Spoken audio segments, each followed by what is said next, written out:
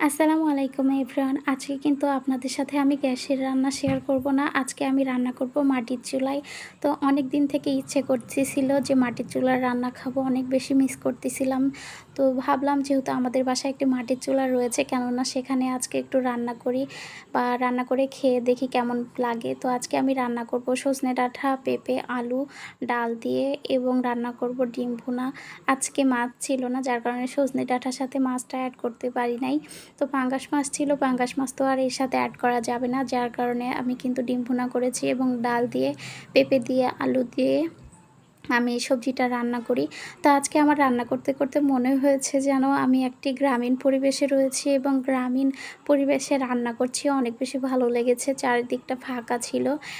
তো এটা ছিল মূলত আমাদের বাসার বাইরের জায়গাটি। তো এখানে আমাদের একটি ছোট্ট আলোক চুলা রয়েছে। তো মূলত আমি সেখানেই রান্না করতেছিলাম। আর এখানে আমার ডিম ভুনাটা প্রায় কমপ্লিট। এটা আমাদের বাসা থেকে বের হওয়ার জায়গা। সামনের জায়গাটাতে আমরা ছাগল রাখি। আমাদের বাসার সামনে একটি ১০ তলা বিল্ডিং রয়েছে এবং আমাদের বাসার সাথে আমার হাজব্যান্ডের দোকান।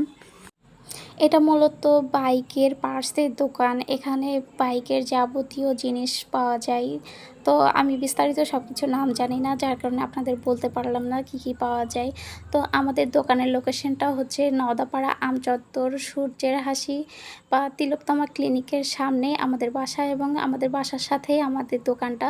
তো আমাদের দোকানে কিন্তু মোটরসাইকেলের যাবতীয় সার্ভিস করানো হয়। তো আমাদের দোকানের নাম হচ্ছে বিসমিল্লাহ মোটরস। তো আপনারা যারা যারা বাইক সার্ভিস নিতে চান অবশ্যই আমাদের এখানে আসবেন। আমাদের বাসার বাইরেও কিন্তু আরেকটা বাসা রয়েছে।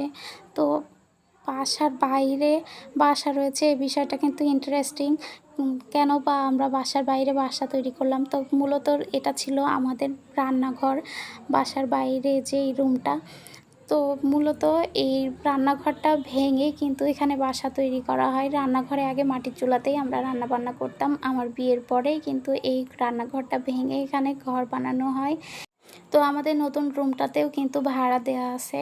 তো আজকে আমি তো সবজি রান্না করব, যার কারণে মাটির চুলাতে আগে মশলাটাকে ভালোভাবে কষিয়ে এখানে আমি সবজিগুলোকে অ্যাড করে ভালোভাবে কষিয়ে নিচ্ছিলাম। আলহামদুলিল্লাহ, মাটির চুলায় রান্না করে খাবার খেতে কিন্তু অনেক বেশি ভালো লেগেছিল এবং আমার কাছে একটু আলাদা মনে হয়েছিল। মনে হচ্ছিল যেন আজকে খাবারের টেস্টটা আলাদাই ছিল এবং অনেক বেশি টেস্টি ছিল। আমাদের বাসাটা কিন্তু অনেক পুরনো। আমাদের বাসা কিন্তু দোতলা, বাট অনেক পুরনো বাসা, যার কারণে দেওয়ালগুলো এই তো এরকম কেমন জানি হয়ে গেছে, রঙগুলো উঠে যাচ্ছে, প্লাস্টারগুলো খুলে খুলে পড়তেছিল।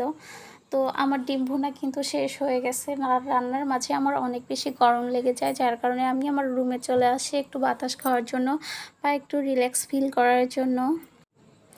রুমে এসে আমি একটু ট্রাই করতেছিলাম মিরর অর্থাৎ আয়নার সামনে একটু ভিডিও করার জন্য। আমি অনেকের ভিডিওতে দেখি এভাবে আয়নার সামনে ভিডিও করে, বাট আমি অনেক বেশি ট্রাই করতেছিলাম সুন্দর একটি ভিডিও আনার জন্য, বাট আমার দ্বারা হচ্ছিল না। তো রান্নার করতে করতে বাতাস খেয়ে বা রিল্যাক্স নিয়ে আমি আবারও চলে আসি আমার রান্নায়। তো আমার কথা কিন্তু আজকে কেমন জানি হয়ে যাচ্ছে, আপনারা শুনলেই বুঝতে পারছেন। মূলত আমার কথাগুলো এমন হয়ে যাওয়ার একটাই কারণ ইদানিং রাজশাহীতে ৪ দিন টানা বৃষ্টিপাত হয়েছে এবং ওয়েদারটা অনেক বেশি খারাপ ছিল, যার কারণে কিন্তু আমার অনেক বেশি ঠান্ডা লেগে গেছে। তো গলার মধ্যে কেমন জানি হয়ে যাচ্ছে, কথা বলতে বলতে গলা বসে যাচ্ছে। তো আমার কথাগুলো একটু সবাই ইগনোর করবেন এবং আমার মাটির চুলার রান্না আপনাদের কাছে কেমন লেগেছে অবশ্যই কমেন্টে জানাবেন।